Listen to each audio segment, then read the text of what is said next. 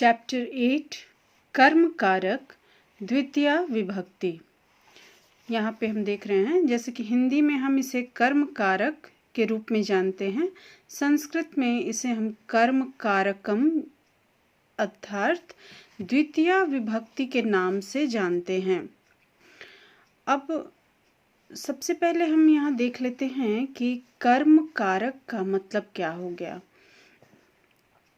तो कर्ता जिस कार्य को करता है उसे हम कर्म के रूप में जानते हैं, यानी जो भी इच्छित कार्य है, कर्ता जिस काम को करने की सबसे अधिक इच्छा रखता है उसे कर्म कहते हैं।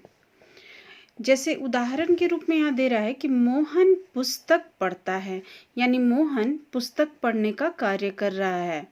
तो इस वाक्य में मोहन करता है यानी कार्य को करने वाला है और उसका सबसे इच्छित कार्य जो है वो पुस्तक पढ़ना है। तो इस तरह से पुस्तक पढ़ना जो है वो इसका कर्म हो गया। अब दूसरे शब्दों में हम इसे यहाँ कह सकते हैं कि किसी क्रिया का फल जिस पर पड़ता है वह कर्म कारक होता है। किसी वाक्य की क्रिया में, अब इसको पहचानने का एक बहुत सरल तरीका है कि किसी वाक्य की क्रिया में अगर हम क्या लगा करके प्रश्न करते हैं और जो उत्तर मिलता है वह कर्म कारक कहलाएगा। तो अगर हम वाक्य एक लेते हैं कि जैसे राम फल खाता है, तो इस वाक्य में अगर पूछा जाए कि क्या खाता है तो यहाँ हम उत्तर में देखते हैं कि फल खाता है। तो फल में यहाँ पे फल जो है वो कर्म कारक हो गया। तो अब हम चैप्टर का अनुवाद शुरू करेंगे। एक बात और ध्यान रखने की बात है कि कर्म का जो चिन्ह होता है वो को होता है। तो जब हम अनुवाद कार्य करेंगे तो इस बात को ध्यान में रखेंगे कि कर्म का चिन्ह जो होता है को है, यानी द्वितीय विभक्ति जहाँ पर होगा वहाँ पर को का प्रयोग हम करेंगे। तो अब हम अनुवाद हम लोग शुरू करेंगे। अयं विद्यालयः अस्ति, यह विद्यालय है। यत्र तत्र सर्वे छात्राः पुस्तकानि पठन्ति, जहाँ तहाँ सभी छात्र पुस्तकों को पढ़ते हैं। अध्यापकः पाठं पाठयति, अध्यापक पाठ को पढ़ाता है। प्राचार्यः छात्रौ दण्डयति, प्रधानाचार्य दो छात्रों को दंड देता है। यहाँ छात्रों ये द्विवचन में है, तो दो छात्रों को दंड देता है। एकः प्रशिक्षकः छात्रान् संबोधयति, एक प्रशिक्षक सभी छात्रों को संबोधित करता है। अत्र मालाकारः पादपान् सिंचति, पुष्पाणि चिनोति, माला च रचयति। यहाँ माली पौधों को सींचता है, फूलों को चुनता और माला बनाता है।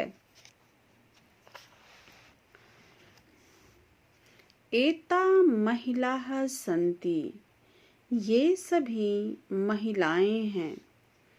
ताः परस्परं वार्तालापं कुर्वन्ति, वे सभी परस्पर या आपस में बातचीत करती हैं। एकाः महिला सभां संबोधयति, एक महिला सभा को संबोधित करती है। वृद्धा महिला द्वे महिले उपदिशति।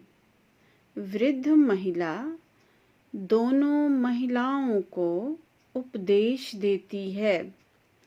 अत्र सर्वा महिलाः शिक्षां ददति। यहाँ सभी महिलाएं शिक्षा देती हैं।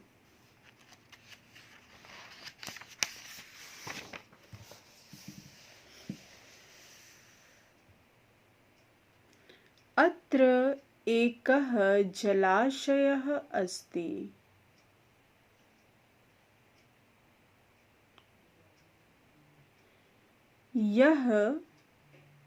यहाँ एक तालाब है। एतस्मिन् जलाशये कमलानि विकसन्ति। इस तालाब में कमल खिलते हैं।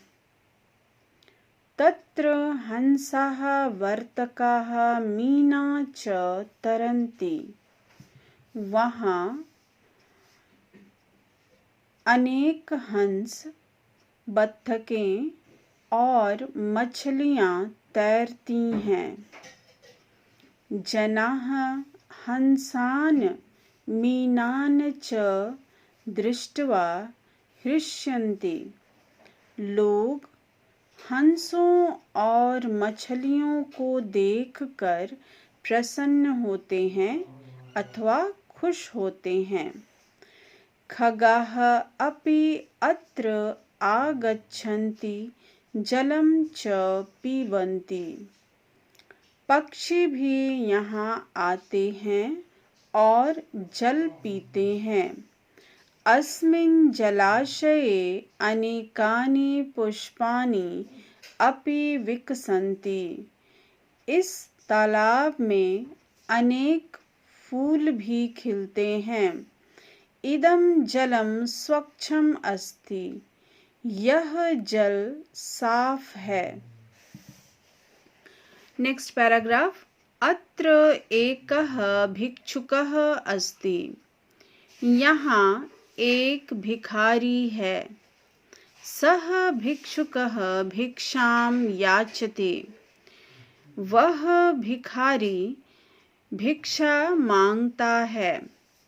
सर्वे जना तं भिक्षुकं दृष्ट्वा शोचन्ति अन्नानि च ददति। सभी लोग उस भिक्षुक को देखकर सोचते और अन्न देते हैं।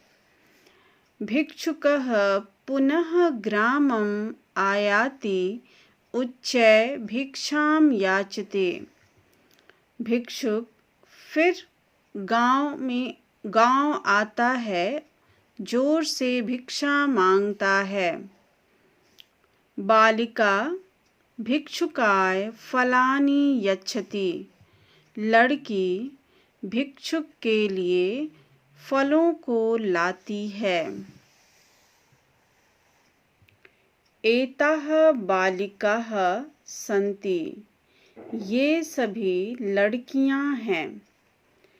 ता गीतानि गायन्ति। वे सभी गीत गाती हैं, गीतों को गाती हैं। बालिकाः गीतं गीत्वा जनान् मुग्धान् कुर्वन्ति। लड़कियां गीत गाकर लोगों को मुग्ध करती हैं। बालिकायाः गीतानि श्रुत्वा जनाः इतस्ततः धावन्ति एकत्र च भवन्ति। सभी